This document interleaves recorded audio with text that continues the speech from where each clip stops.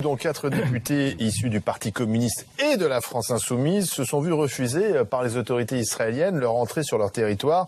Ces élus disent vouloir rencontrer Marwan Barghouti au cadre du Fatah, qui est emprisonné depuis plus de 15 ans par Israël. C'est choquant ? Bah oui, je trouve, oui, bien sûr. Enfin, il voulait rencontrer aussi Salah Hamouri, qui est un de nos concitoyens, qui est enfermé actuellement pour des questions politiques uniquement. Oui, c'est choquant parce que jusqu'à preuve du contraire, Israël se dit un État démocratique. J'observe que le gouvernement israélien, ne respecte pas les résolutions de l'ONU depuis longtemps sur les territoires occupés, sur la colonisation. Il y a des mouvements en Israël qui sont sur la même position, de mouvements pour la paix et autres. Enfin, Barghouti, il ne reconnaît pas l'État israélien. Il fait partie d'un mouvement qui en appelle à la destruction de l'État d'Israël. Non, vous avez mal suivi les évolutions du Fatah. Non, vous avez mal suivi les évolutions de l'OLP et du Fatah. Je vous parle de Barghouti. Donc aujourd'hui, il y a ce qui fait accord, c'est l'idée d'avoir 2 États avec Jérusalem pour capitale. Mais Barghouti est en prison et pour Israël, c'est un terroriste. Oui, mais ça, c'est étonnant que des élus français veuillent rencontrer quelqu'un qui est jugé comme étant un terroriste dans son pays.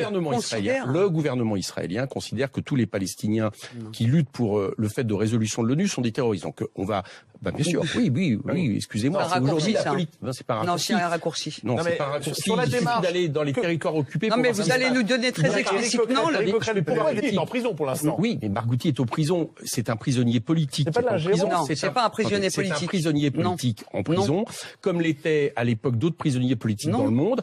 Je crois que ce qui fait Mandela, par exemple Mandela, bien sûr. Mais non, ce qui fait la différenciation entre une démocratie et un État qui ne l'est plus, c'est justement à un moment donné de considérer que, par exemple, des délégations venant de pays étrangers peuvent visiter un prisonnier politique. C'est ça, à mon avis, qu'il est. Parce que, à force de ne pas appliquer les résolutions de l'ONU, à force de tendre une situation qui crée un gouvernement élu démocratiquement, il peut vous déplaire. Moi, je peux. C'est une démocratie. Mais je peux émettre une critique sur un gouvernement élu. Ou pas aujourd'hui de la politique du gouvernement Netanyahou, qui, je vous rappelle, il y a des gens d'extrême droite dans ce gouvernement. Mais vous pouvez le regretter, mais ils sont élus. Non, ils sont je peux quand même critiquer un gouvernement élu, ou alors surtout un gouvernement qui ne respecte pas aucune des résolutions de l'ONU. Parce que moi, ce que j'observe, c'est qu'on nous sommes quelque part de dire que quand beaucoup de choses, mais ça les intéresse pas. Mais bien sûr, maintenant le Venezuela. Oui, mais on connaît la musique par cœur. Parlons de l'Espagne. Si vous voulez, j'observe quand même que quand vous avez des gouvernements aujourd'hui qui ne respectent pas les résolutions de l'ONU, on peut les critiquer ou ne pas les critiquer. Je dis que pour Israël et pour l'avenir des Israéliens, pour l'avenir du peuple israélien, la politique de Netanyahou est une très mauvaise chose. Je l'assume, je le dis, et qu'à partir de là, je crois qu'en faveur de la paix... C'était pas la question, c'était Barghouti.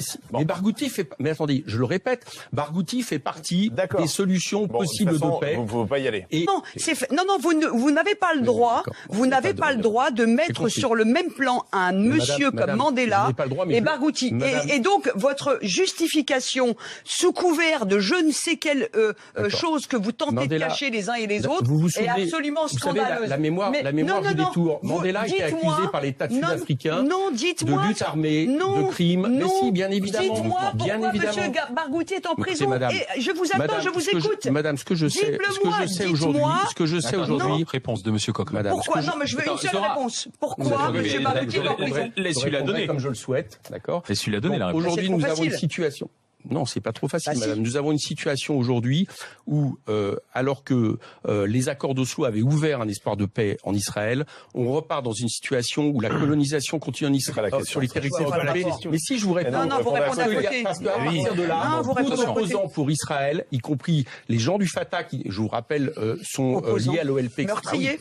Enfin, d'accord, ok. Alors, d'accord. Non, c'est pas ça, madame. C'est que vous avez une situation anormale en Israël de colonisation des territoires occupés. On parle de la visite. Non, mais vous allez trop loin. Jérusalem, on expulse au fur et à mesure. Je vous parle de la visite de ces députés. Et tant que cette situation va durer, ne pensez pas qu'il n'y a pas des gens qui vont résister. Alors, si vous pensez que des gens qui résistent par rapport à une politique donnée sont forcément des criminels, je vous dis non.